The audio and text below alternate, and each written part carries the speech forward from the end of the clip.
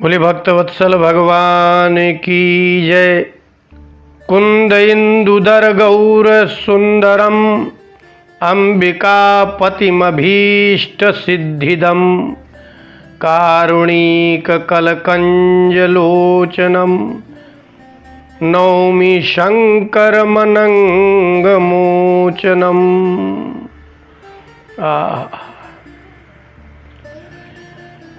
आजकल आपने और एक बात सुनी होगी कि कुछ महात्मा योग करा रहे हैं, ध्यान करा रहे हैं। कई लोग ऐसे बोले आंख बंद करो समाधि लगवा रहे हैं।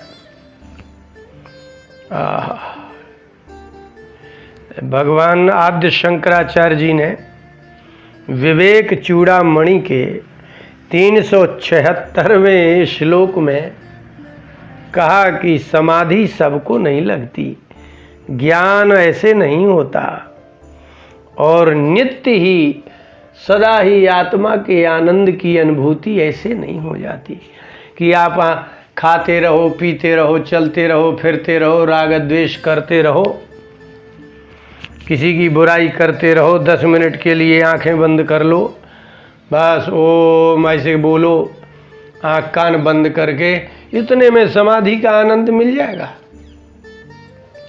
इतने में आपको आत्मानंद मिल जाएगा। दोनों उपासनाएं बहुत कठिन है। आप भगवान की मूर्ति के सामने बैठ करके और भगवान का ध्यान करें, भगवान की पूजा करें, उपासना करें, ये भी उतना ही कठिन है जितना निर्गुण उपासना कठिन है। भगवान ने कहा है कि अर्जुन बहुत कठिन काम है। क्लेशोधिक तरस्तेषाम् अव्यक्ता सक्त चेतसाम। जो दिखता ही नहीं है उसको अव्यक्त कहते हैं। आँख, नाक, कान, मुंह, शरीर कुछ भी नहीं, वो अव्यक्त है। उसमें कोई निर्गुण की उपासना कर रहा है, वो तो और अधिक कठिन है। क्यों? बोले सामने भगवान बैठे हैं, आप उनको वस्त्र पहना रहे हैं, पूजन कर रहे हैं, पाद्य अर्घ्य आचमन भोग सब कुछ प्रसाद लगा रहे हैं। यदि उसमें चित्तवृत्ति नहीं प्रविष्ट हो रही है तो निर्गुण में कैसे? क्लेशोधिक तरह। दोनों उपासनाओं में से निर्गुण निराकार की उपासना और सगुण साकार की उपासना, भगवान की मूर्ति की उपासना, भगवान के गुण कथन सुनना और कहना, इन दो उपासनाओं में से निर्गुण की उपासना कठिन है। और अपने आप को आत्मा समझना वो तो और कठिन है। तो उन्होंने विवेक चूड़ामणि के भगवान आद्य शंकराचार्य जी ने 376वें श्लोक में कहा कि किसको समाधि लगती है। समाधि में मन समाधि का मतलब है मन का एकाग्र होना। किसका होगा?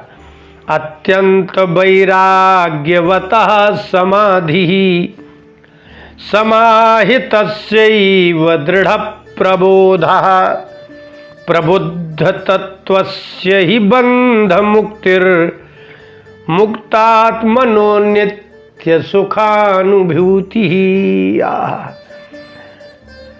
नित्य सुख की अनुभूति। अब आपको कहाँ नित्य सुख? आज सवेरे दुख, फिर दोपहर को सुख, फिर दुख, फिर सुख। आपके मन की गति सुख दुख में ही लहरों के समान चलती रहती है। वास्तव में ऐसा नहीं है। भगवान आद्य शंकराचार्य जी बोले वैराग्यवतः समाधि। जिसको वैराग्य होगा, वैराग्य का मतलब क्या? आँख से संसार को देखने की इच्छा ना हो, कान से संसार की बात सुनने की इच्छा ना हो, नासिका से संसार की सुगंधी दुर्गंधी कुछ सूंघने की इच्छा ना हो, त्वचा से आपको कोमल, शीतल, उष्ण किसी भी प्रकार के स्पर्श करने की कामना ना हो, अर्थात आपकी इंद्रियों से जिनसे संसार भोगा जाता है वो सारे विषय आपको विष जैसे लगने लगे। जैसे आपको कोई ज़बरदस्ती विष खिलाना चाहे तो जितनी व्याकुलता आपको हो उतनी व्याकुलता हो उसको अत्यंत वैराग्यवान पुरुष कहते हैं।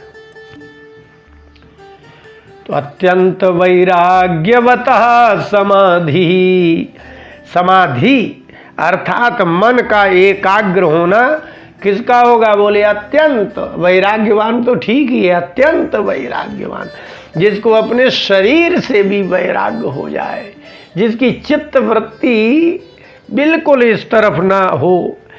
और जब एक बार मन एकाग्र हो जाएगा तब क्या होगा? बोले समाहितस्यैव दृढ़ प्रबोधा, दृढ़ ज्ञान। जैसे आपको संसार में दृढ़ता है ना, कैसी दृढ़ता कि मैं भगवान छोड़ सकता हूँ, प्राण छोड़ सकता हूँ, परिवार छोड़ सकता हूँ, सब कुछ छोड़ सकता हूँ, लेकिन संसार का विषय भोग नहीं छोड़ सकता। मैं इसके बिना जी ही नहीं सकता। इसको कहते हैं दृढ़ प्रबोध। आपको संसार का जितना दृढ़ ज्ञान है कि इसके बिना नहीं हो चलेगा, इतना ही दृढ़ प्रबोध आपको आत्मा के विषय का होगा कि मैं आत्मा ही है, शरीर नहीं, आत्मा ही हूं, शरीर नहीं। दृढ़ का मतलब क्या होता है? पाणिनि जी ने सूत्र लिखा है, दृढ़ स्थूल बलयोः। स्थूल और बल, ये दो अर्थ कहने के लिए दृढ़ शब्द का प्रयोग होता है। माने दृढ़ बल, आपको वो पीछे खिसका ही ना सके, उसको दृढ़ता कहते हैं। तो जो अत्यंत वैराग्यशील होगा उसको ही, उसका ही मन रुकेगा, उसको ही समाधि होगी। और जिसका मन समाहित हो गया होगा उसको ही दृढ़ प्रबोध होगा, दृढ़ ज्ञान होगा कि ऐसा ही है। और जब आपको ज्ञान दृढ़ हो जाएगा तो प्रबुद्ध तत्वस्य ही बंध मुक्ति ही। और जिसको तत्व का प्रबोध हो, प्रबुद्ध तत्व से कहते हैं कि जिसको तत्व का ज्ञान हो गया हो। जैसे संसार में किसी को, स्त्री को, पुरुष को किसी वस्तु का दृढ़ ज्ञान, प्रभु ज्ञान हो जाता है। 2 और 2 4 होते हैं, बस ये दृढ़ ज्ञान है। पूरा संसार कहे कि 2 और 2 3 और 2 और 2 5 होते हैं, आप मान ही नहीं सकते। दृढ़ता उसे ही कहते हैं जिसको आपके अपने ज्ञान में बिल्कुल आप मानने कोई तैयार नहीं, कोई संसार का कोई चला है। हाँ, तो जिस व्यक्ति को दृढ़ प्रबोध होगा अर्थात ज्ञान में दृढ़ता होगी, और प्रबुद्ध तत्व हो अर्थात उसको तत्व का वास्तव में ज्ञान हो गया हो, तो बंध मुक्ति, तो आपके संसार के बंधन से मुक्ति मिली। संसार का बंधन नहीं है, सत्य पूछो तो शरीर का बंधन है।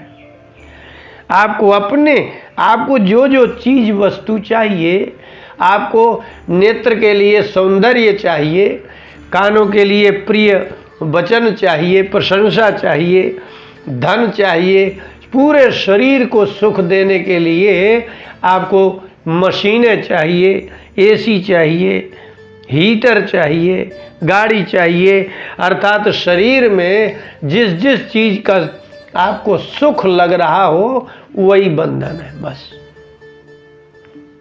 संसार के सुख का बंधन ही बंधन है, और संसार के सुख छोड़ने का संकल्प ही आपका वैराग्य है। और जब आपकी बंधन से मुक्ति हो जाएगी तो क्या होगा? तब उन्होंने फल लिखा, मुक्तात्मना नित्य सुखानुभूति ही।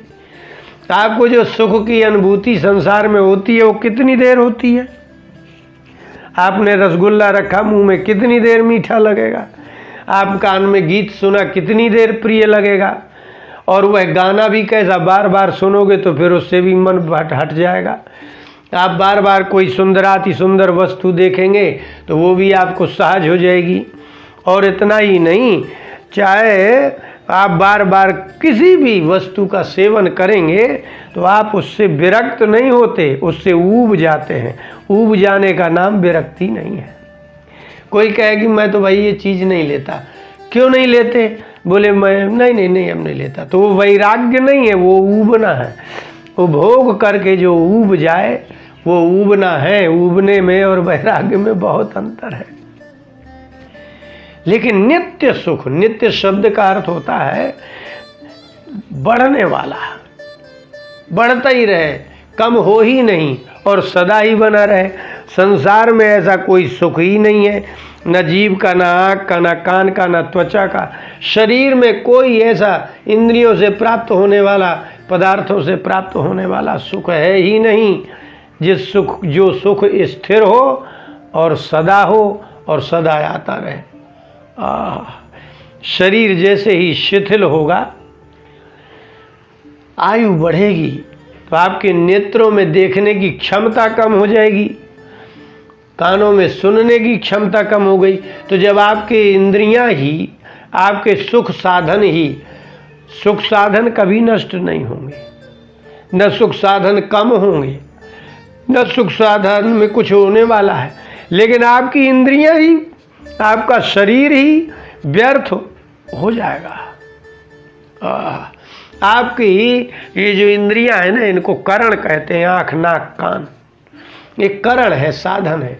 जैसे आप गाड़ी से चलते हैं ना, तो गाड़ी क्या है? करण है, साधन है। अगर साधन ही, गाड़ी ही खराब हो जाए तो उसमें बैठने वाला जो व्यक्ति होगा वो कहाँ पहुँच जाएगा? कहीं नहीं पहुँचेगा, वहीं खड़ा रहेगा।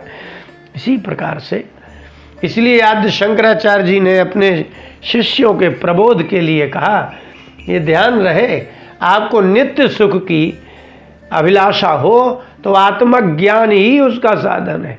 आत्मा का ज्ञान होगा तो ही आपको नित्य सुख की अनुभूति होगी। आत्मा का ज्ञान होगा तो ही बंध मुक्ति होगी, आपको बंधन, विषयों का बंधन मुक्त होगा। लेकिन बंधन से मुक्ति कब होगी? बोले प्रबुद्ध तत्व होगे, जब आपको तत्व की ओर प्रवृत्ति होगी, तत्व का ज्ञान होगा। तत्व ज्ञान होने पर ही होगा। अब तत्व ज्ञान कैसे होगा? बोले दृढ़ प्रबोधा। कोई कितना भी कहे, आप अपने तत्व ज्ञान के मार्ग से च्युत ना हो, आप अच्युत हो, आपका प्रबोध, आपका ज्ञान दृढ़ हो, ऐसा ही है। दृढ़ ज्ञान कब होगा? बोले समाहितस्यैव, जिसका मन एकाग्र होगा उसका होगा। और मन किसका एकाग्र होगा? बोले जिसका अत्यंत वैराग्य होगा। इसलिए संग और साधन, सत्संग और साधन से ही और विवेक से, विचार से ही वैराग्य होगा। वैराग्य से मन एकाग्र होगा, एकाग्र मन में दृढ़ ज्ञान होगा, दृढ़ ज्ञान से मुक्ति मिलेगी। मुक्त आत्मा को ही सदा सुख प्राप्त होता है। बोले वृंदावन बिहारी लाल।